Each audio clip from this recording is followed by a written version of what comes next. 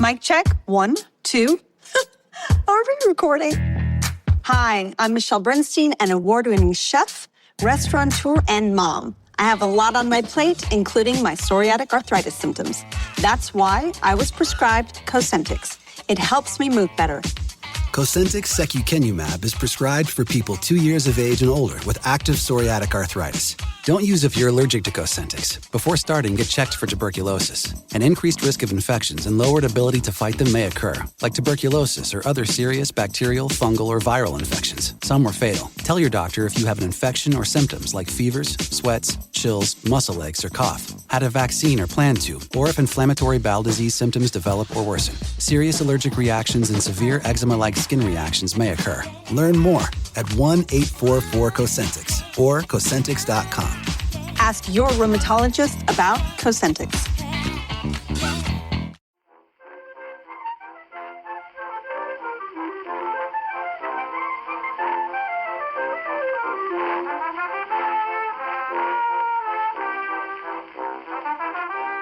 My mother and I have just been up having lunch with a 98-year-old friend of the family who was the head of department in my mum's first teaching job. Really? And you know what?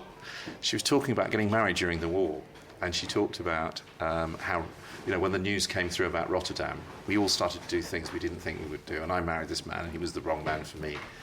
And I said, I'm now in an R.L. Delderfield novel. He actually mentions the fall of Rotterdam towards in the First World War sections of the book. So, life imitating art, art imitating life yet again. So we should say that this episode is being witnessed by your mum. My mum is here. Hello, Mum. Hello. And you might hear that there's more background noise than there normally is because we're having to record it early tonight because you, Andy, and our esteemed guest Jenny are partying. Are we? What? We don't get asked out very much. So. No, this is we leave work early. The thing is, we are lucky enough to have been invited to the launch party for the new set of adult Ladybird books by our former guests Jason Hazley and Joel Morris. And when they originally launched those books, they launched them with a small group of people buying their own drinks in a pub. And now they appear to have hired the whole of the South Bank. Royal Festival. Yeah. We're very excited. We're very excited. It slightly reminds me of that time there was a Faber summer party, and Marcel Theroux came up to me and he said, "Oh, thanks for the drinks, mate." And I said, "What are you talking about?" He said, "Well, it's fairly obvious who's paying for the drink this evening. It's got to be the QI book had been number one on Amazon at this point." So fresh-faced in those days, I didn't know what it... I've never understood that. I hate it when your friends become successful thing. Yeah. I personally found it absolutely fantastic. Yeah. It's completely right. Put the hours in. Yeah. God knows. Share the joy. Which is the party you've been to which has had the biggest spend on it, which is later come to be shown not to have been worth the spend? I absolutely know the answer to that, and I'm not going to say I'm it. not telling mine either. Was because the South Bank, you reminded me, was the Sylvester Stallone Judge Dredd film, which they hired out the whole of County Hall for.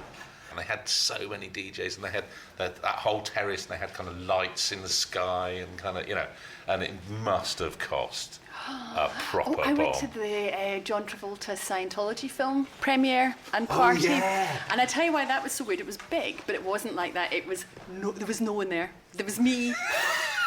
Because I wasn't used to this kind of thing, and so everybody else had just run like screaming from the theatre. But it was actually, I ended up chatting to him for ages because there was literally no one else there for him to talk to. Wow. He was very nice. John Travolta, was he very nice? Well, slightly perturbed. Right. We can do this live this week, can't we? Let's do it live. Come on, let's do it live. Go.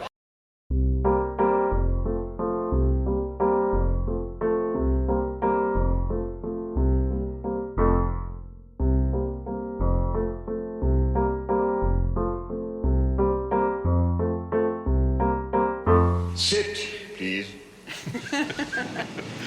Hello and welcome to Backlisted, the podcast which gives new life to old books. We're here with the assistance of our sponsors Unbound, the website which brings authors and readers together to create something special. My name's John Mitchinson and I publish books at Unbound. And I'm Andy Miller, and it says here, I write books. that make the whole world sing, including the year of reading dangerously. You join us gathered in the remove of a second division boarding school somewhere in the depths of Exmoor, where today we'll be discussing To Serve Them All My Days by R.F. Delderfield. And with us today to talk all things educational is Jenny Colgan. Hello, Jenny. Hello. Who has written a string of successful novels, including the Beach Street Bakery series, multiple Doctor Who novels, and whose book, Welcome to Rosie Hopkins' Sweet Shop of Dreams, won the Romantic Novel of the Year award from the Romantic Novelists Association. Thank you. Matt wants to know, who are the Romantic Novelists Association and how can he join? Actually, you can join. They are a sinister cabal. No, they're lovely. They're a group of lovely ladies who meet and run awards and seminars and all sorts of... I'm saying this, I'm not sure. They were very nice when I met them. Possibly quite frightening. You surely have to be a romantic novelist, though, to join. You can't just be... Matt, you're thinking Matt's of the been Royal blackballed. College of Sciences. So, the other thing I want to note about Jenny before we move on to talking about what we've been reading this week is that John and I have met, we're authors, we've met a lot of authors. I think Jenny Colgan is amongst the most ferociously well-read authors I've ever met. And incredibly well-read across genres. You're always reading, you always read all sorts of fascinating different types of book, right?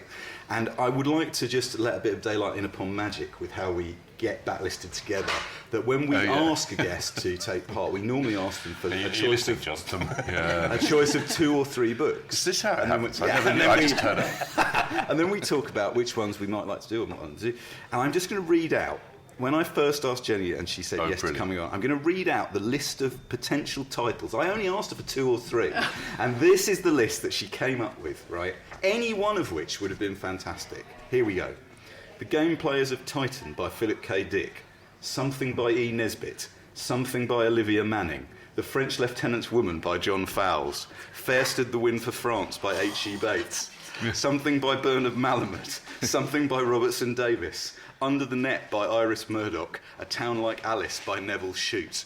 Now, any one of those books would be brilliant. Were you looking for forgotten popular classics? Absolutely. Nobody reads Malamud these days. Totally got it, that any one of those books would be brilliant. Also, A Town Like Alice by Neville Shute. There's 2 points of interest there. You have just written, haven't you, introduction to a new edition of A Town Like Alice. I have.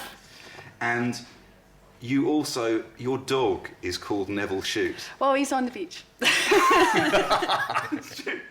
Dog is called Neville Shute because he's always on the beach. Oh, do you know, can I tell you why we didn't? I'm disappointed, and I think you should do the Fair Stood the Wind for France, because I read that. Do you know that book was published in 1944, which means it was written in 1943. He had no idea how the whole thing was going to turn out, which I find so fascinating looking at it now. I'm looking at John as if to say, have you read any H.E. Bates? Darling Buds. Oh, no, Fair Stood the Wind is much better. Yeah, I mean, you know, back in years ago.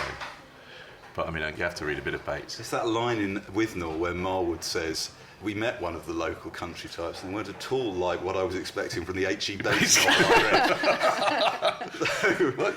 Oh, that's another thing. You were reading one of my favourite books this week, which I was going to join in, but I couldn't, which was Cold Comfort Farm. I did read Cold Comfort Farm, and what I noticed about Cold Comfort Farm, it's extremely funny. It's extremely funny. It's a great book. But also here in the year 2017, it magically contains parodies of both nature writing and folk horror. It does, absolutely. Which is very on point. And it's nearly 100 years old. It's brilliantly romance. According to the Romantic Novelists Association. I mean, I think it was, you know, it had Lawrence firmly in its sights. And did a great job, but it's a work of genius. It's such a peculiar I don't think it's book. ever been out of print. No, Yeah, it's still. but it's such it's a still peculiar book to have become a bestseller. Andy, what I have to ask you? No, I have to ask you. Oh, do I? Do you? Yeah. Oh, great. John, what have you been reading? I have been reading a brilliant, very, very funny memoir. I think the funniest book I've read all year, by a young American writer and poet, Patricia Lockwood. It's called Priestdaddy. The premise of this book is quite mad. It's a sort of memoir about her family, mostly about her dad, but quite a bit about her mum as well. She goes back, married, when she's in her early 30s, to live with her family. And her dad is a absolutely her dad is a Catholic priest.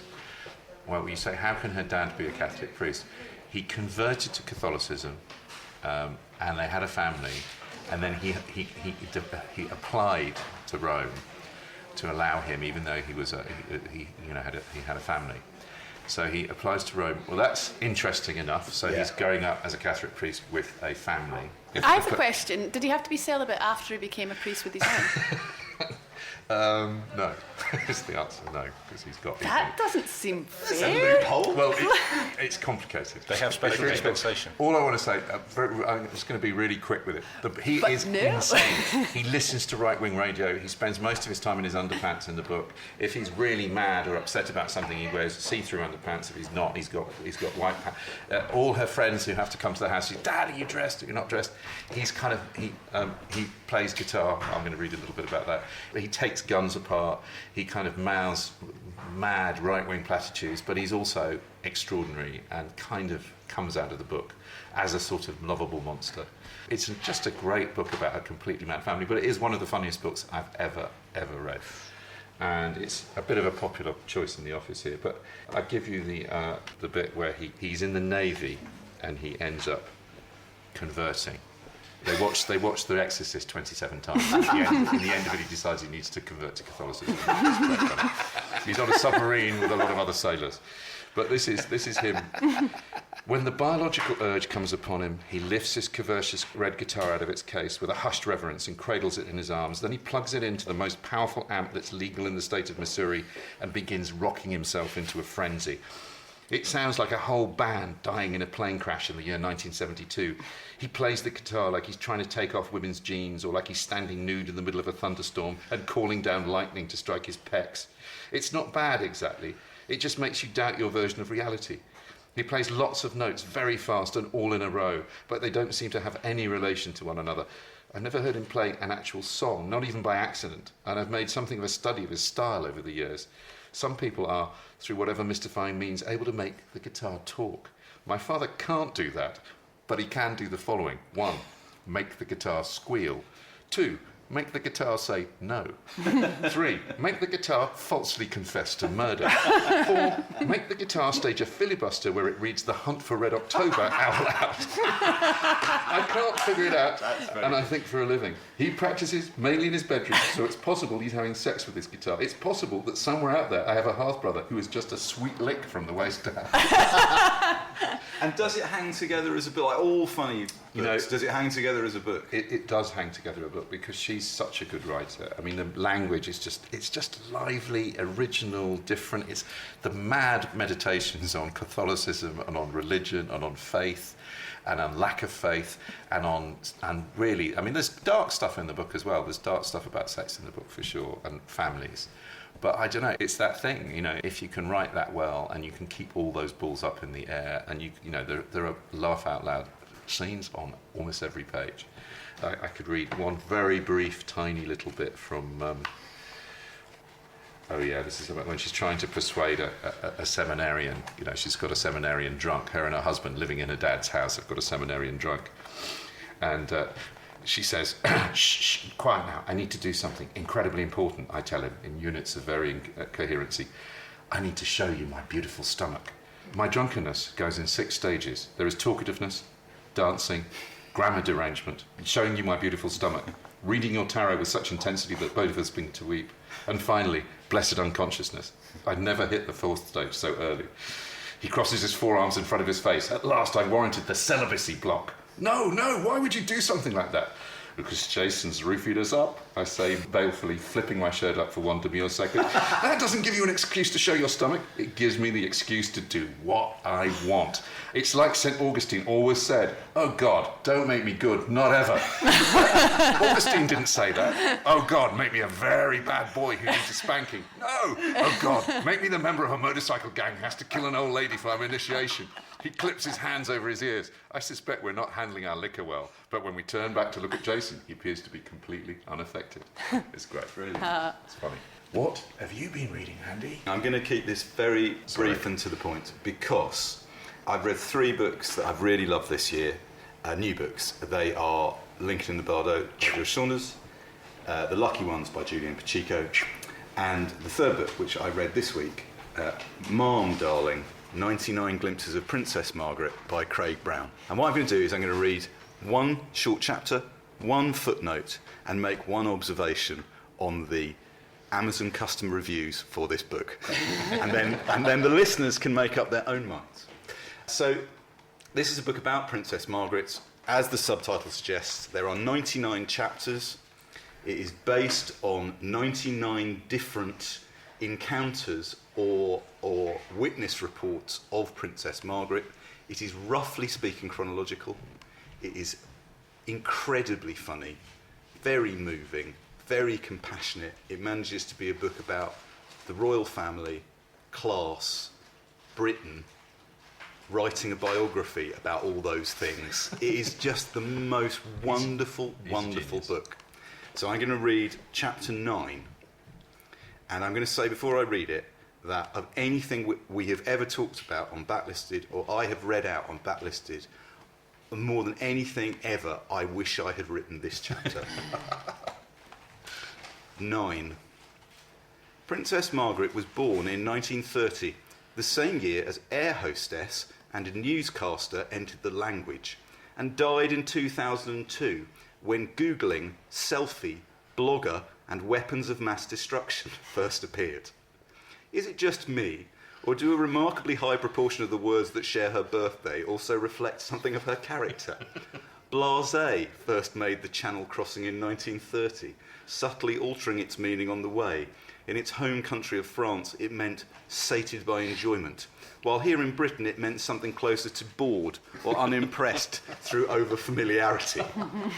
Also from France, or 18th century France, came négligé, with that extra E to show that it now meant a lacy, sexy dressing gown rather than an informal gown worn by men and women alike.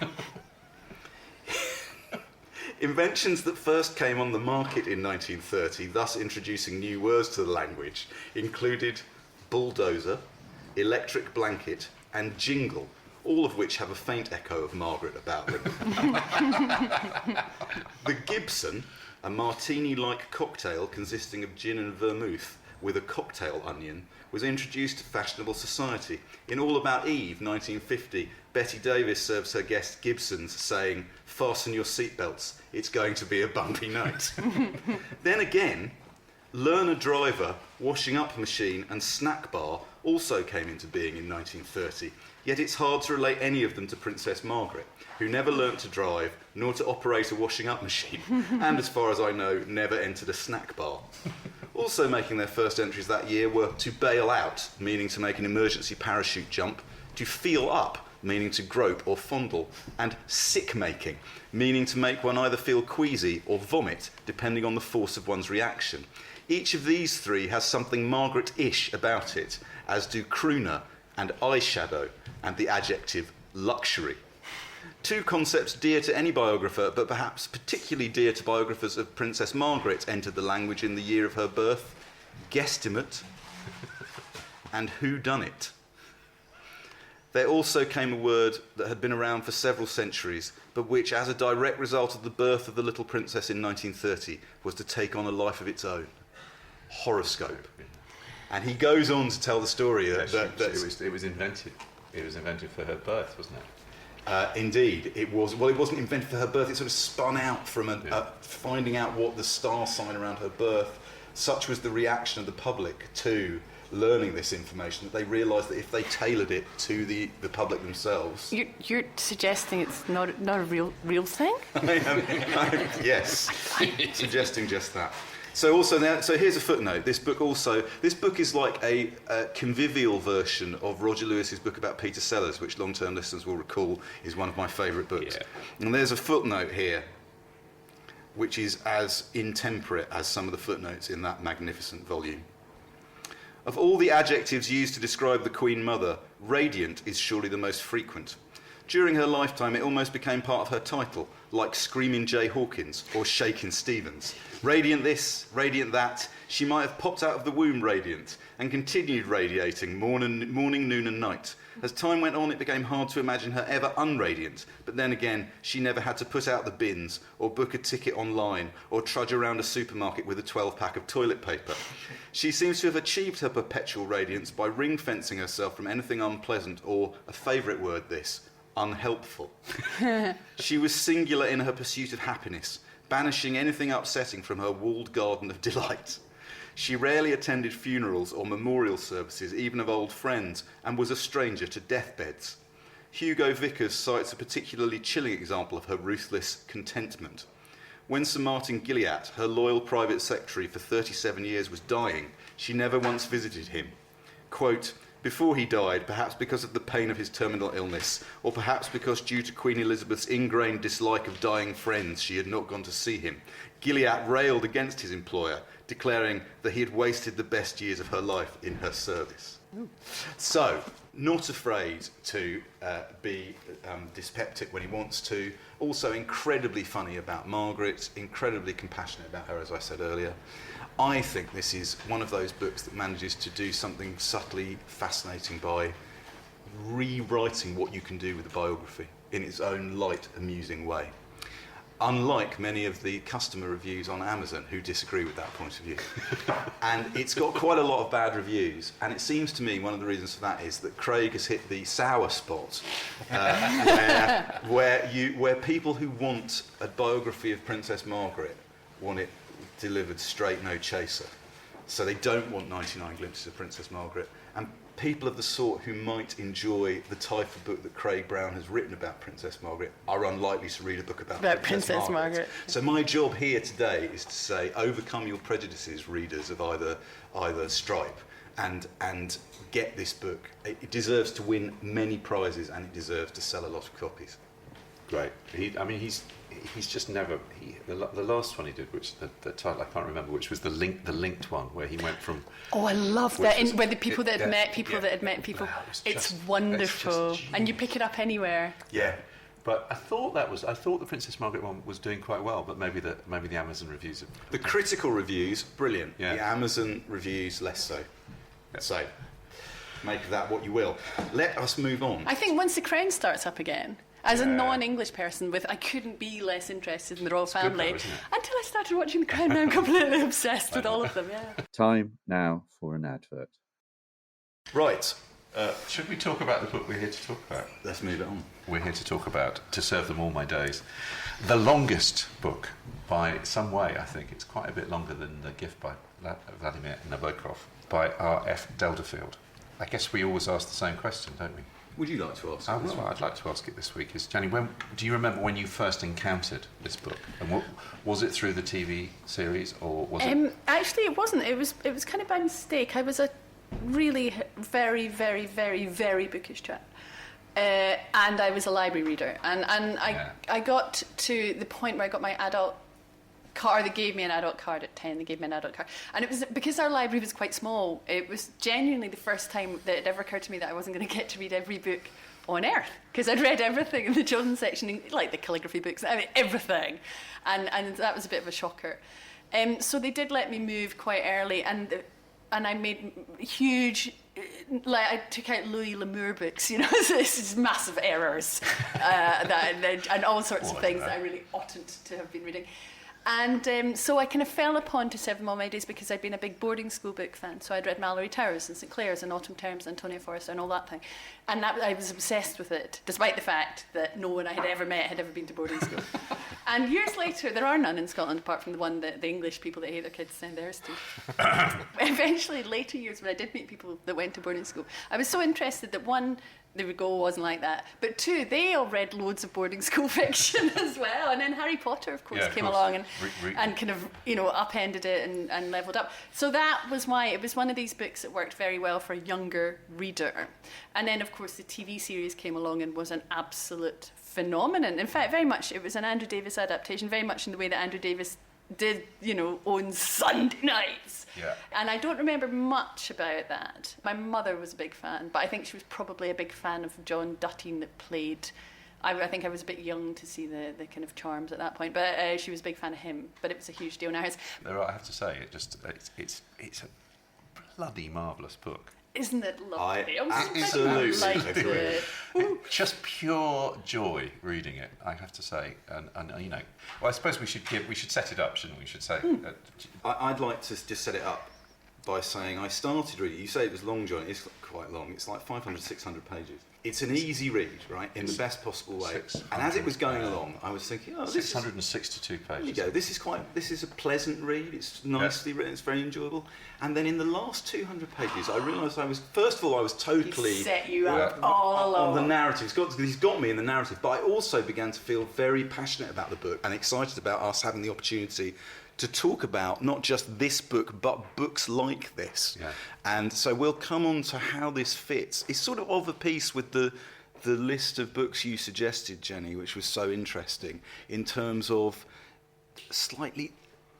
I mean, you had Iris Murdoch in there, right at the heart of the literary canon. But you also had things at different positions around the literary canon, like Neville Shute, like Philip K. Dick, and like Delderfield. You know, Delderfield, who was tremendously popular when we were younger, in terms of quantities of books sold, and even when we were booksellers, you would still expect in the 90s they still were selling them, and they are forgotten now, and I'm sure they don't sell in any appreciable quantity. I mean, it'd be interesting to know, wouldn't it? I wonder about Winifred Holtby as well, who as I think is that in that sort of genre.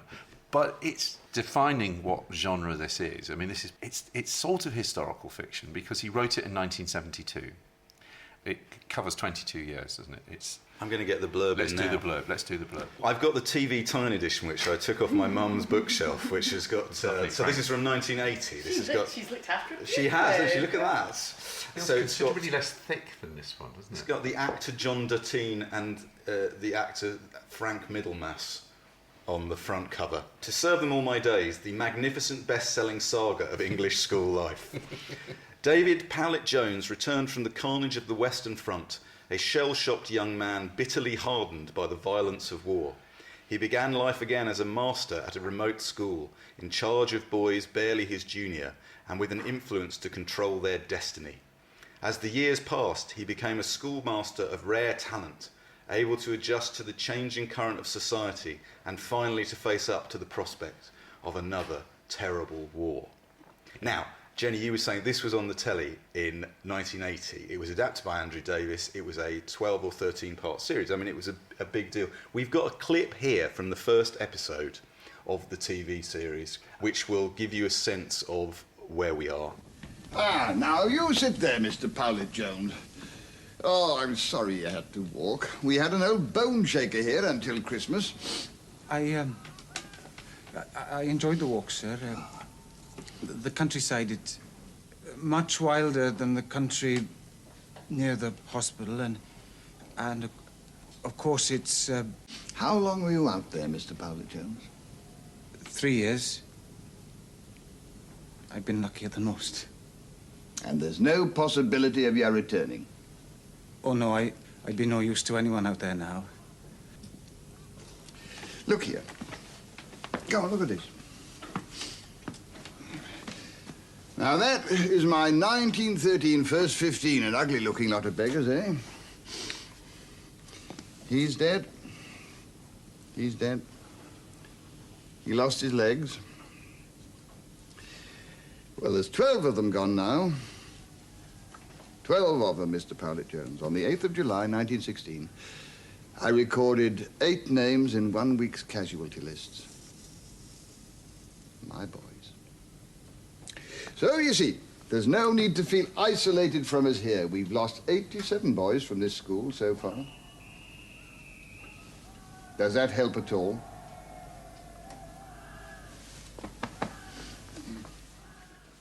That's pretty good, isn't it? That's very good. It's formidable. I've I got know. the little hairs on my arm. I know. It's also practically verbatim from the book. It is. I think they just have the picture and they've lost all of them. Yeah. So when we meet David Powlett-Jones, he is shell-shocked. It's just after the First World War, and we follow him over a period of 20 years. 22 years, yeah. To into the Second World War? Yep. Yeah, really to the end of 1940. I think it ends on New Year's Eve, 1940, where a young soldier who was in the British Expeditionary Force has been strafed and burnt, and he's arriving in the school much the same state that Powlett Jones was at the beginning of the book. So there's that satisfying sense of it. It's ambitious. It covers the two massive psychic events in the history of Britain, but does it through one man almost entirely in the same place, this one isolated Devon grammar school. I mean, on that level alone, I think it's incredibly ambitious book. It has that school saga thing. So to that extent, it's like Goodbye, Mr. Chips. Very much. Right. But what I found increasingly exciting about the book as I read it was I became more aware of all the other interesting things he's doing with that. So he's telling that saga for over 20 years. You see the generations of children come through. Various scrapes occur. Various tragedies occur, various happy moments occur. So he has the built-in narrative going for 20 years, but then what he does with that is all sorts of very subtle and interesting things in terms of social history in the period, class history in the period, how wars, what lessons are learnt or not learnt from military conflict, which is all pretty sophisticated stuff. Oh, I mean, you're also dealing with the fact that the family he comes from, the father and his brother, two brothers, get killed down a coal mine. And this is the way and his mum still has hot tea for him. The day. I mean, it's. But also, I got the real sense from that. Whereas the structure of the book is very much designed to upset you. It starts in a very upsetting way, and it ends in a way that is even more upsetting because now the children that are dying are the children that you knew or that you got to know. What I really get the sense of, the family tragedy, his father and his siblings, is given no time. There's no psychological effect. That's just something that used to happen Just get on with it. Just get on with it. And so he's making a point of bringing up the horror of war stuff, which is his point. But I love the fact that the social justice, whilst he comes round to it, it's not in any sense a self-pitying. For most people, my dad and my two brothers got trapped down a coal mine. That'd probably do it. You know, John, you were saying what genre is this? One of the reasons I was so thrilled that we're talking about this book on Backlisted is that it's very much in the tradition of writers like J.B. Priestley or Chesterton or Arnold Bennett or A.J. Cronin. A.J. Cronin's novel The Citadel. Now, this is a thing from D.J. Taylor's book that came out a couple of years ago called The Prose Factory, about British literary life in the 20th century. And he has a thing in here about Cronin and Delderfield, and I'll just read a little bit of it because I think it both positions this book and explains what authors like this were doing in this period. He says, if one wanted a representative figure from this age, and to a certain extent the ages that both preceded and followed it, it might be A.J. Cronin, whose career runs back deep into the 1930s and extends almost to his death in 1981. And yet even the briefest inspection of Cronin's thronged and multitudinous oeuvre reveals how little he conforms to the stereotype of middle-brow blandness. Certainly he showed an uncanny ability to devise work that was acceptable to Hollywood and television, and perhaps more important, to continue to be acceptable 30 or 40 years after its publication. And then he goes on to say, the same point could be made of that other staple of the post-war library lists, R.F. Delderfield, whose evocations of an unfallen England, one of his novels is actually titled God is an Englishman, and never quite what they seem, and who in The Avenue Goes to War produced a genuine people's war chronicle full of characters picked for their ability to transcend the divisions of class and status. Not the least of the Middlebrow novel's achievements, it turns out, is, however stealthily and intermittently, and with due regard for the sensibilities of its readers, to exhibit one or two of the symptoms of what, again, is a Dickensian quality, the radical conscience. Oh. Now, I thought the phrase the radical conscience there was spot on for this book, that it seems to be telling you a story, it is not unashamed to tell you a story, but it also wants to educate you, inform you, and make political points as it does so. Oh, I have a nice extract that Yeah. would fit in very nicely here. Good. It's the crusty old, there's always the crusty old governors, aren't they? They're all much of a muchness. Perfect bit. Okay, this is quite Brexity as well. It's quite Yes, weird to read. yes. Okay, so this is when he gets his headship, and he thought he would never get it past crusty old Sir Rufus because he's known as a bolshie. He's a bolshie. Yeah. And Sir Rufus Yeah, comes it's up to him. that's I'm not that's sure. an important background. That Welsh mining background Yes. comes to school, gets the reputation of being. I'm not sure I can do this without getting a bit teary. Do it. She said, as a non-English or Welsh person, hang on. Right, so he comes up and he's been worried about this guy all along, and he comes up and he says, "You're a free-born Englishman. I beg your pardon, Welshman. Many good Welshmen have sacrificed their lives for the liberty of conscience you demand. Who am I to deny it? I'm more than twice your age, Pilot Jones, and I've seen a great deal in my team. Tyrannies overthrown, new ones set up, the ebb and flow of reforms and recessions in many parts of the world. I've very few real convictions left, but I can think of one. This country, although it still has a great deal to learn, maintains a free society. Its party politics are a charade. They have a part to play in the democratic process, but they remain a charade.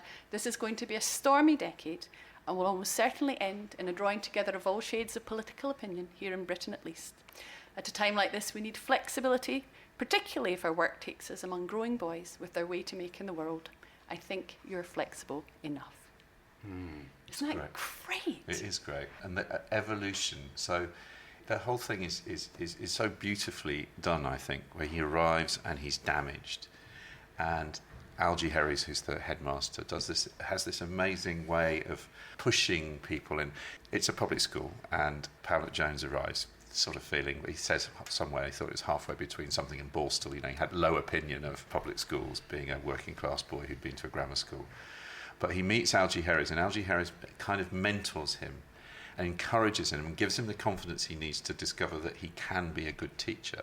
And the teaching is the therapy. There are various bits in the book all the way through, because it's so long and episodic, where people learn that teachers learn more from teaching. Oh yeah, they say that a lot. Than the boys. So it's watching this man's passage through terrible setbacks, painful rejection. There's an awful bit in the middle where there's that terrible Alcock, the new headmaster, comes in, the stoic, and he cleans up the school and makes everything work. He puts in the toilets and he does quite a lot of good stuff. But there's the educational, the spirit of the school sort of. It's incredibly. I mean, amongst other things, it was written in the early 70s. It seems very progressive in its sort of vision of what education is for. I think it's very racy for the time as well. Yes, some quite. What do you think? Yes, I agree. Forward-thinking sex scenes in it, and some great women characters. I'm fascinated by the women characters in this. One of the things that I really love about this book is that he is not afraid to use stock characters. Okay. No. Or clunky plot points. When he uses stock characters or clunky plot points, he A, always hits his marks, and B, there tends to be a reason for doing it. Now, the female characters in this book, Jenny, what do you think? You think they are well drawn? They all seem to speak in the same way, and yet... They do. I think there is a point about 3/4 of the way through where he admits to himself that his first wife was a fantasy who died before she was 24 and therefore wasn't a real person, and of course we've already got that. On the other hand, he's very good, forget about 1930s, even in 1970, being perfectly happy with this woman who wants to be an MP of all things, And she's the best, Christine's the best sketch character. Yes, I think he's generous to most of his characters, really, apart from Alcock, the person that puts toilets in and becomes a real cropper for being slightly distant from time to time. But on the whole, he's very fond of them, and he writes a romantic man very well, in fact. This year I've read both The Fortnight in September by R.C. Sheriff and London Belongs to Me by Norman Collins. Both novels that have, in the last few years, been rediscovered and taken on a new critical respectability. And To Serve Them All My Days strongly reminded me of those two books, that they are both sagas and they both deal with quote-unquote ordinary people. We've lost the middle market, really. I mean, that's what's happened in publishing. Everything's run to one end of being extremely literary, obviously, or being extremely commercial, and I understand that. But what people think of as middle brow now tends to be once the book group came along you know, and it had to be something to be discussed, and it was often about, I don't know, periods, or, you know, it became quite female focused, and then people started to write towards that market, and the only thing left in the middle market was Richard and Judy, and it had to have a message, and it had to have a moral, and you couldn't do what Delderfield does, which is just he tells these great big rambling stories, about which, by the way, the point almost always is, don't send a wee boy to boarding school, they'll be really literally everything that happens could have been cured by the child going home. I mean, we're just using the word middlebrow here. Middlebrow is a word with Sorry, clearly... did I say a bad thing? No, it's not that, but I think we need to just make the point to listeners that although middlebrow clearly has a pejorative sense, it's also used in academia now. There is a brilliant website called the Middlebrow Network, www.middlebrow-network.com, which deals with just the things you were talking about, Jen, real and perceived bias against real and perceived middlebrow work from the historical perspective and the contemporary perspective. And they have a brilliant quote on the masthead of their website from Punch from December 1925. Quote, "The BBC claim to have discovered a new type, the middlebrow. It consists of people who are hoping that someday they will get used to the stuff they ought to like."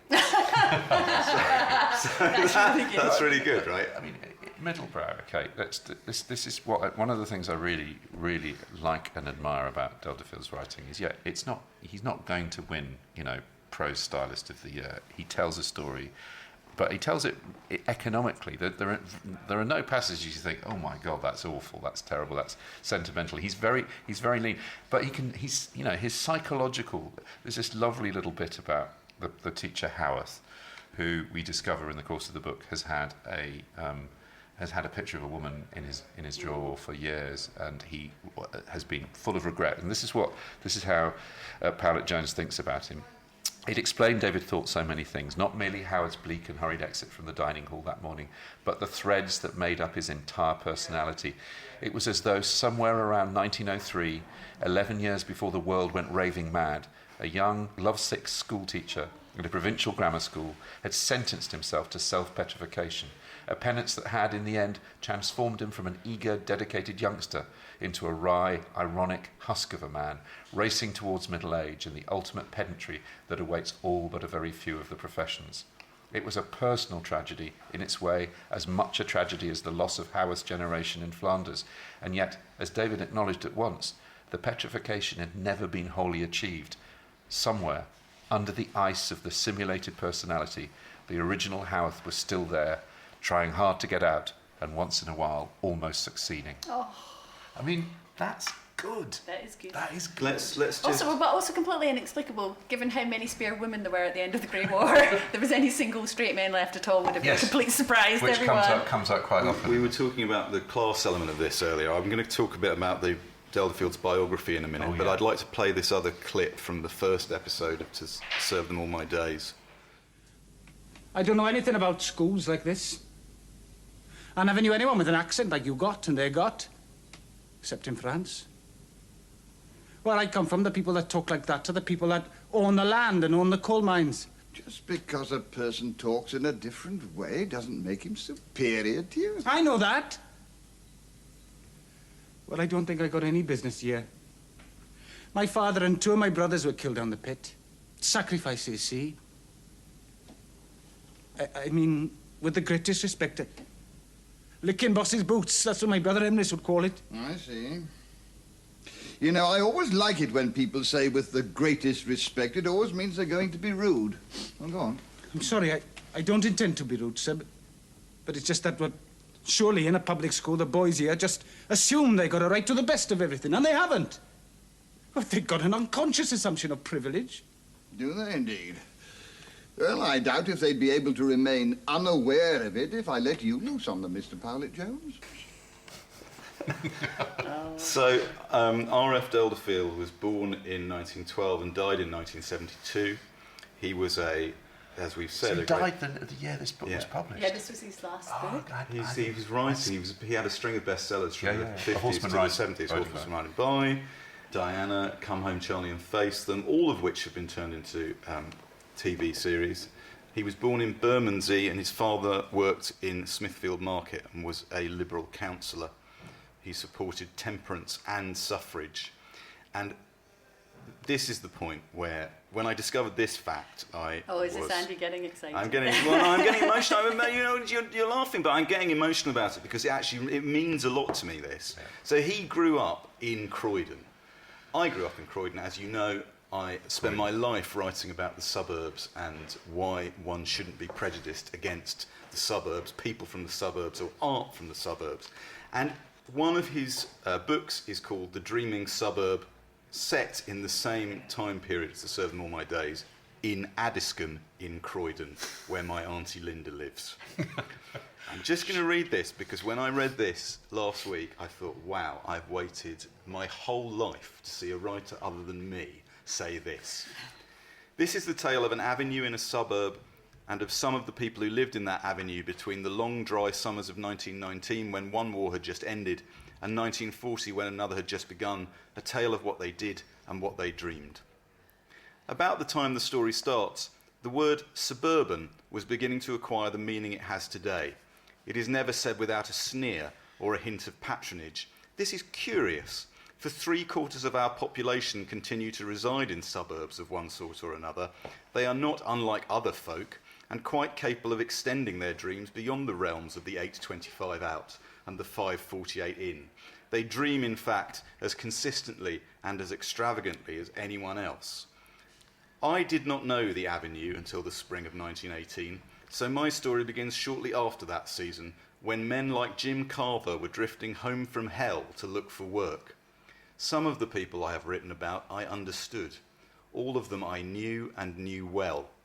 Most of them I loved much more than I knew, and when I left the Avenue, I missed and remembered them. Now, you know what? That is written with a full heart and an ability to turn a nice phrase. Both those things. There you go. That's all you need. That's what you need, right? So I will be reading The Dreaming Suburb and The Avenue Goes to War much sooner rather than later, listeners. So you're going to have to hear me banging on about Croydon yet again. But he does that with utter.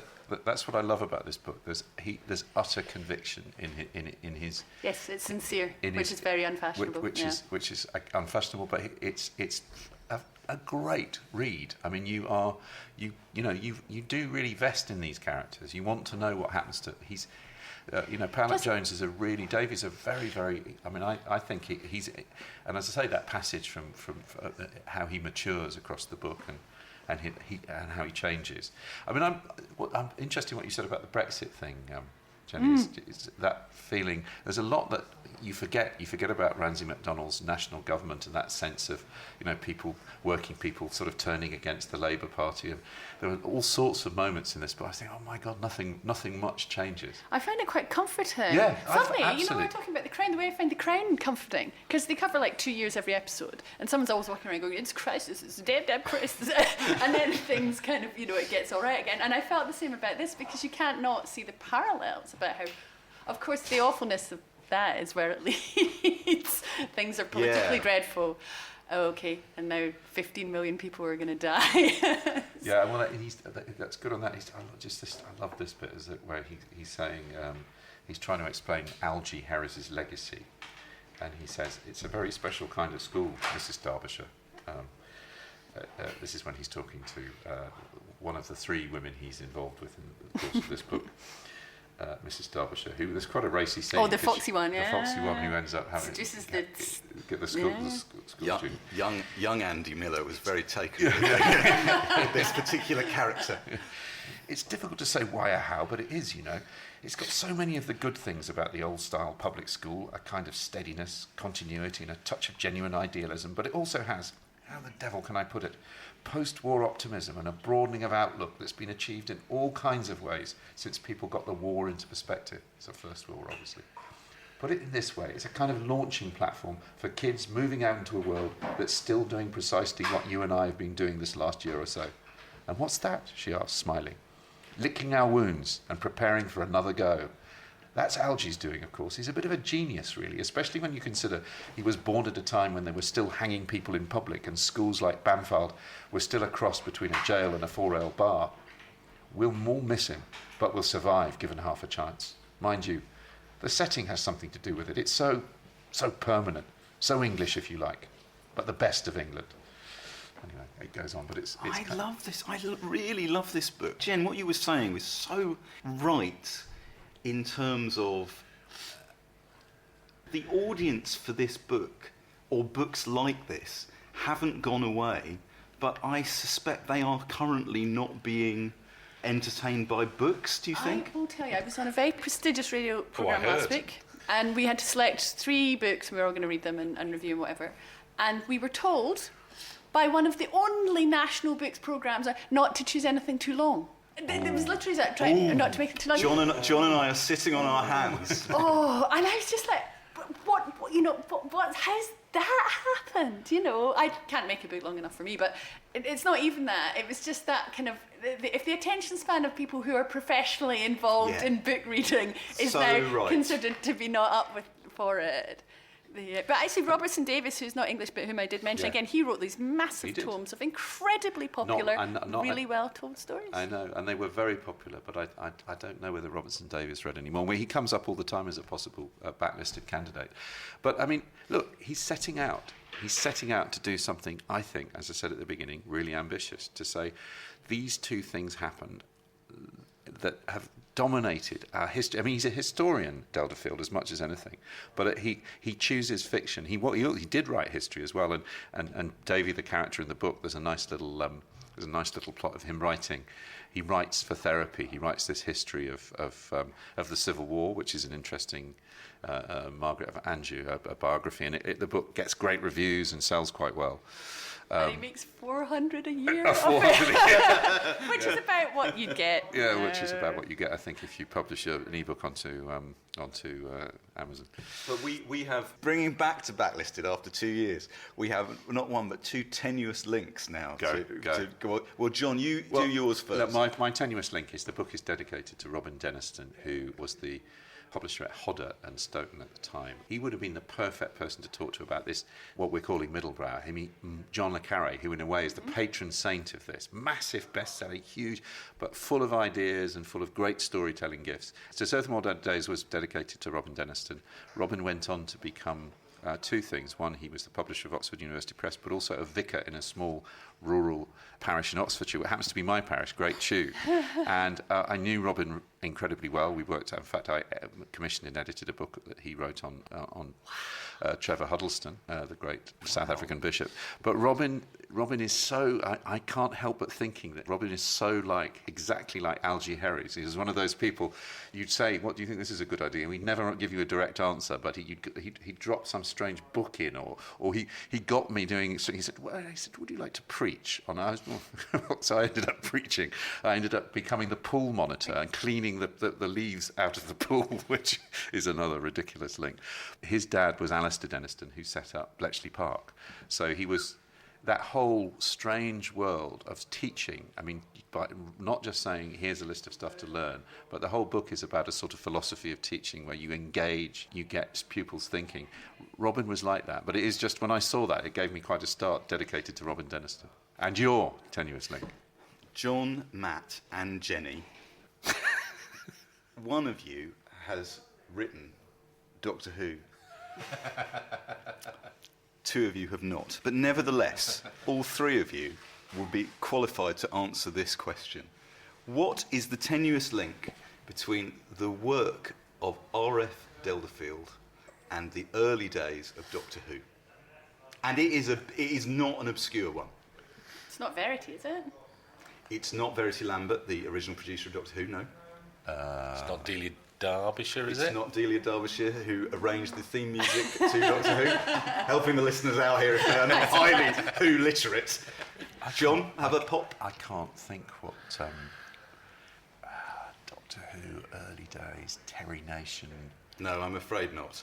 It's that R.F. Delderfield wrote a play in the mid-1950s called The Bull Boys, which was adapted for the cinema as Carry On Sergeant, the first of the Carry On films. Oh, I saw that. Starring William Hartnell. I was gonna Sergeant. I was going to say Hartnell. Hartnell could have easily played Algie Harris. Couldn't he? He could. He could have, Well, in a yeah. kind of, Yeah, slightly. Well, I have a link, but it's not a link. I write a series of adult, that sounds weird.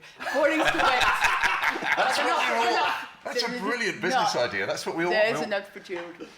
No, I write a series of boarding school books, and I started them 10 years ago, and I wrote 2, and they didn't do terribly well, so we left it for a little bit, but they got this kind of cult following, and I kept getting letters from people going, please, can I find out what happens before I die, and stuff like that. So we've started them again, and the main character's, the main English teacher's name is David.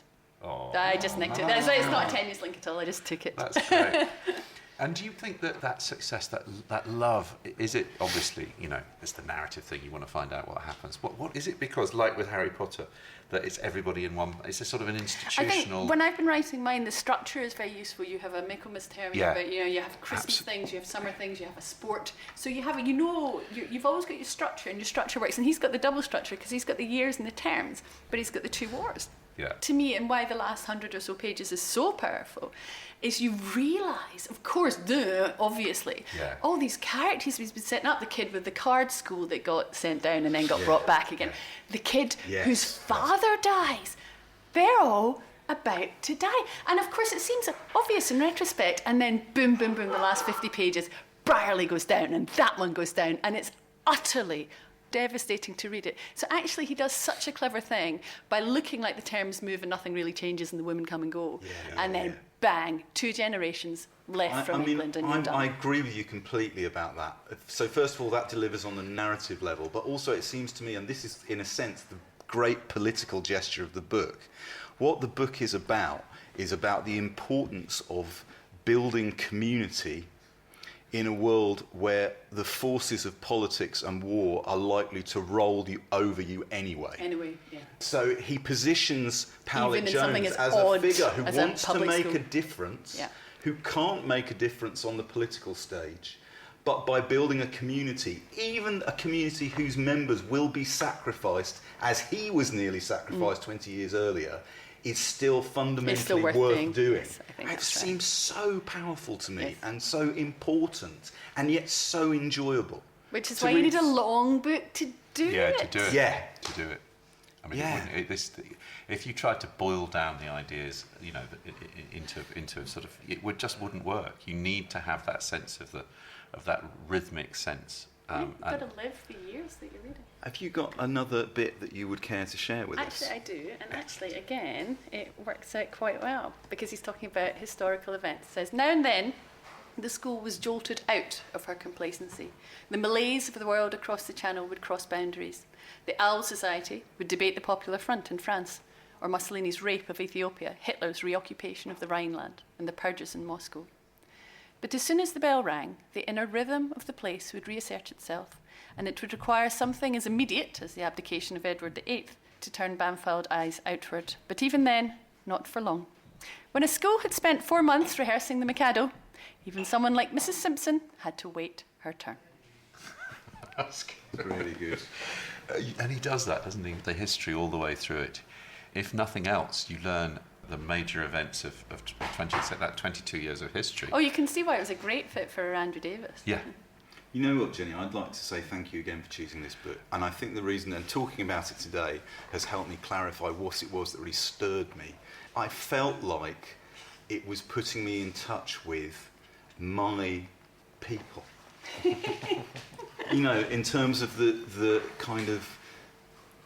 Because I can remember my mum and dad reading the book, and I can remember us all being of an age for people to be talking about it. And I can remember also coming to it as a more sophisticated reader and seeing all this fascinating and important and politically and socially aware stuff going on within it. In a sense, this is this is one of the most important books for me that we've ever done on Backlisted. There's other books that I think are better books. This is not without, problems here and there. And yet, I feel passionate about this book, that people would pick it up and read it and immerse themselves in it and take the time to do it. Make the effort. No, I think I agree completely with that. I mean, I'm absolutely delighted to have, and you know, it's an investment in time, but it is also. It's but it reads fast. It's not a difficult book to read, and you you clip through it because you really do want to know what happens. It's yeah, I mean, I'm up with that. One of the most important books we've ever done. Yay. We have a running joke on Backlisted where we talk about esoteric authors as master storytellers. Yes. Backlist bingo. And yet, Backlist you know bingo. what? For the first time in 2 years, I am happily and unironically applying the term master storyteller to R.F. Delderfield. You are, sir, a master storyteller. And a storyteller of masters. That is absolutely right, and that is where we are, I'm afraid, going to have to end it. Thanks to our guest Jenny Colgan, our producer Matt Hall, our extensive archive of old shows available on SoundCloud at soundcloud.com/backlistedpod. We're available and active on Twitter and Facebook, so come and join in the conversation, and we'll be back with you in a fortnight.